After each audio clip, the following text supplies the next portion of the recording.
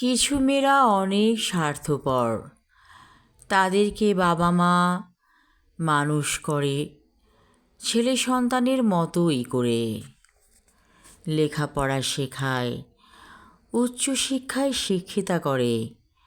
তারপর তারা বিয়ের পরে চলে যায় শ্বশুর বাড়ি। তখন বাপের বাড়িকে পর করে দেয়।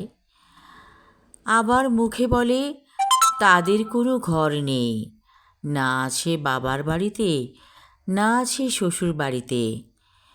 এই কথাটা বলে তারা নিজের স্বার্থে, যেন সবসময় একটা গা ছাড়াভাবে থাকা যায়। মেয়েরা বড় বেশি স্বার্থপর। যখন সন্তানের জন্ম দেয় তখন মনে করে এই সন্তানটাই আমার, আমাকে ভালো করে তাকে মানুষ করতে হবে। অথচ সে ভুলে যায় তার মা বাবাও তাকে কত যত্ন করে লালন পালন করেছিল। মা বাবার দায়িত্ব সে নিতে চায় না। ভাবটা এমন করে যেন দায়িত্ব শুধু তার ভাইদের।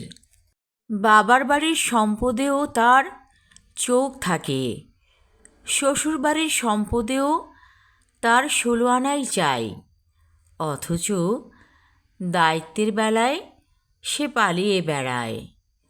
আসলে মেয়েরা বড় বেশি স্বার্থপর। সব সময় বলে বেড়ায় তার নিজের কোনো বাড়ি নেই, অথচ বাবার বাড়ি অথবা শ্বশুর বাড়ি সব দিকেই তার চোখ আছে এবং সম্পত্তিও সে পায়। কিন্তু সব সময় একটা গা ছাড়া ভাব তার মাঝে বিদ্যমান থাকে। আসলে মেয়েরা বড় বেশি স্বার্থপর। আমি আমার লেখা কবিতা স্বার্থপর পড়লাম। ধন্যবাদ।